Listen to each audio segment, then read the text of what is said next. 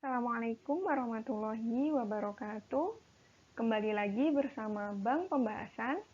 Pada kesempatan kali ini, kami akan membahas salah satu bab dari akuntansi, yaitu dasar dalam memahami penyusutan. Selamat menyaksikan. Semoga bermanfaat ya.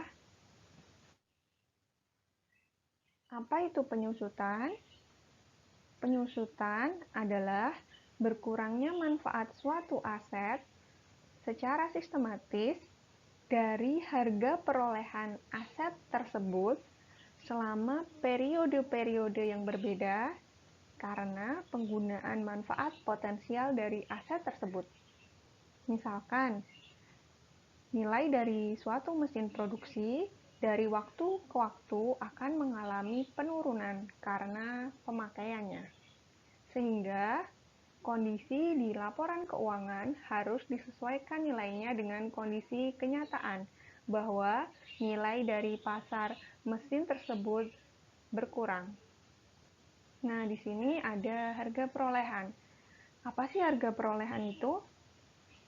Harga perolehan adalah seluruh pengeluaran terkait dengan perolehan dan persiapan sampai aset tersebut dapat dioperasikan. Misalkan saja, biaya yang dikeluarkan untuk instalasi mesin produksi hingga mesin tersebut bisa dioperasikan. Nah, biaya tersebut masuk dalam harga perolehan ini. Nah, dalam bab penyusutan ini terdapat pengecualian. Semua aset memang mengalami penyusutan, kecuali tanah. Tanah tidak disusutkan karena nilai tanah akan terus meningkat seiring perkembangan pasar. Selanjutnya adalah istilah dari akumulasi penyusutan. Akumulasi penyusutan ini posisinya ada di laporan posisi keuangan, di sebelah kredit.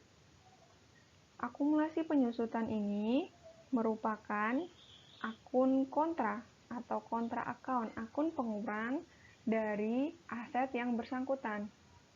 Di sini akumulasi penyusutan mesin berarti menjadi pengurang dari aset mesin. Jumlah dari akumulasi penyusutan mesin sendiri ini atau nominalnya adalah jumlah beban penyusutan pada awal periode pertama kali aset ini disusutkan sampai dengan periode terakhir aset ini disusutkan. Misalkan, aset ini disusutkan pertama kali pada tahun 2018. Berarti, nominal yang tertera di sini merupakan jumlah dari beban penyusutan pada tahun 2018 ditambah beban penyusutan pada tahun 2019 dan beban penyusutan pada tahun 2020. Total 3 tahun beban penyusutan. Disebut dengan akumulasi penyusutan. Selanjutnya, dari harga perolehan mesin ini dikurangi dengan akumulasi penyusutan mesin ini merupakan nilai buku. Nilai buku adalah harga perolehan aset yang tersisa yang akan dialokasikan untuk pemakaian di periode yang akan datang. Nilai buku ini bukan merupakan estimasi atas nilai aset tetap saat ini. Akun selanjutnya adalah akun beban penyusutan. Akun beban penyusutan terletak di laporan laba rugi, sebelah debit. Beban penyusutan ini merupakan pengakuan atas penggunaan manfaat potensial dari suatu aset. Beban ini tidak memerlukan pengeluaran kas. Sifat beban penyusutan ini secara konsep tidak berbeda dengan beban yang mengakui pemanfaatan atas premi asuransi ataupun sewa dibayar di muka selama periode berjalan. Pembahasan yang terakhir mengenai faktor yang mempengaruhi beban penyusutan.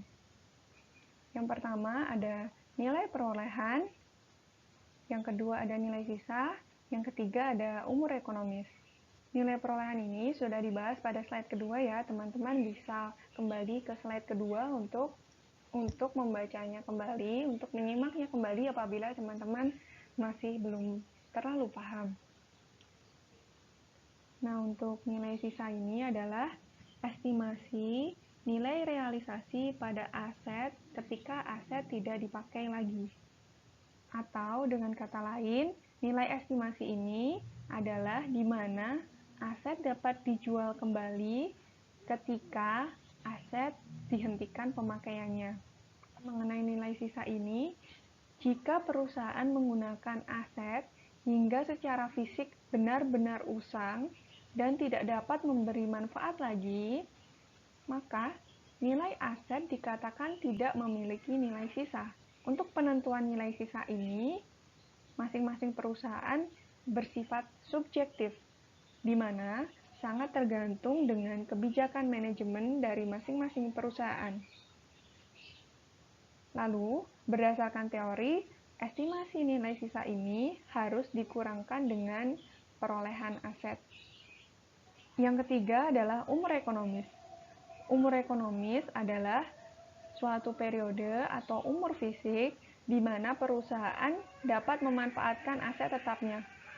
Atau umur ekonomis ini juga bisa didefinisikan sebagai jumlah unit produksi atau output atau jumlah jam operasional yang diharapkan diperoleh dari aktiva bersangkutan.